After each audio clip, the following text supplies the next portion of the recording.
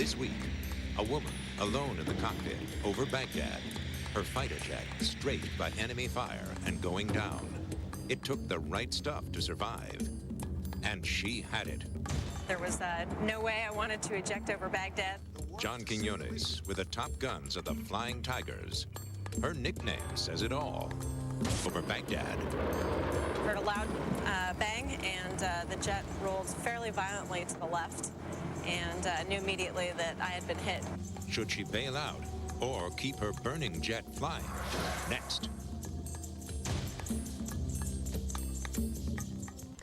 Now a daring young woman in her flying machine. A combat pilot hit by anti-aircraft fire over Baghdad. She was going down, but talk about courage under fire. Wait until you hear what she decided to do.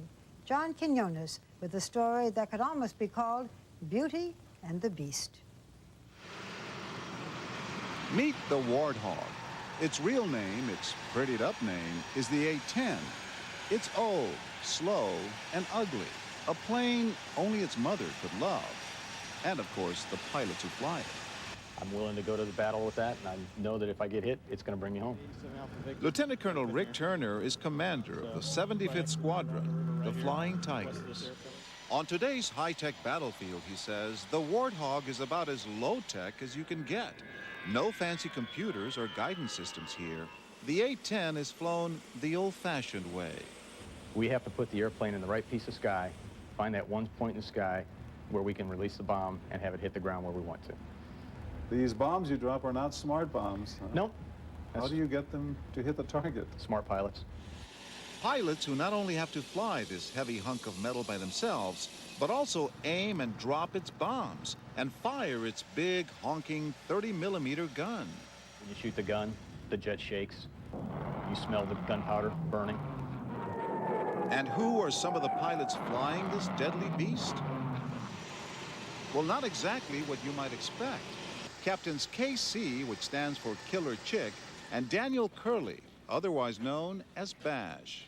I gotta say, you don't seem as intimidating as you must be in that cockpit. Thanks. They are the only two women in the 75th Squadron of the Flying Tigers, a squadron that includes 40 men.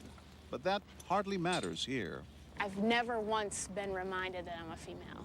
I've never looked at as she's a woman. People have always treated me like a pilot and a fighter pilot. I think the only thing harder about being a female fighter pilot is going to the bathroom in the jet, and that's honestly it. All that matters, they say, is how you fly this jet. Bash says there's nothing like the Warthog.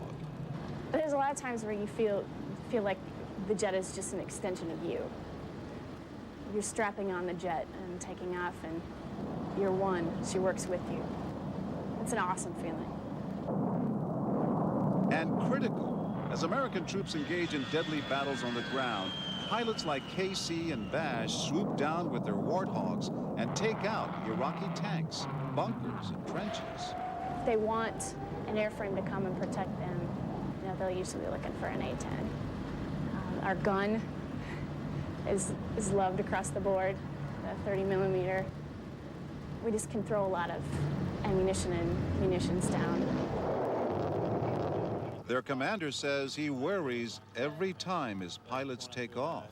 It's like, you know, sending the kids off to school and hoping they're going to do good today. And I worry about them. And there was a lot to worry about just a few days ago.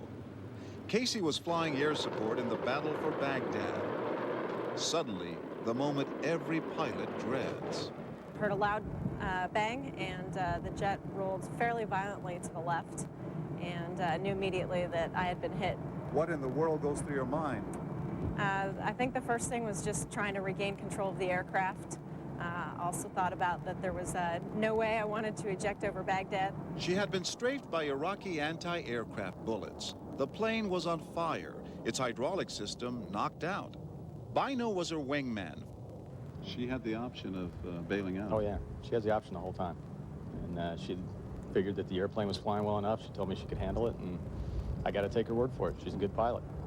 Casey would have to land the plane manually, a maneuver A-10 pilots never trained for. You had never done this before? No, never before. But I knew I was going to do it this time. She never cracked under the pressure, says her commander, bringing the jet in for a perfect landing. She's the only one that ever landed in manual reversion mode that didn't destroy the airplane. You can see where it did hit part of the engine. It was only when she was Luckily, finally on the engine ground was great. that Casey realized that getting her You Warthog can see home right here some was of a the miracle. impacts. The tail of her jet looked like a cheese grater, pockmarked with holes from Iraqi anti-aircraft fire. A large chunk ripped from the wing. I was pretty amazed and very thankful, and just thank God for the Hog. I couldn't ask to be flying anything else. The very next day, Casey goes back in the air, flying more missions over Iraq. Our job is to help those guys out on the ground, and when they need it, we're going to be there, even if it means taking some risks. Like the rest of her squadron, the men, the women, and the Warthog. It's such an awesome experience. I wouldn't pass this up for the world. I love it. I love the mission. I love the aircraft. I love to fly. You can't ask for more than that.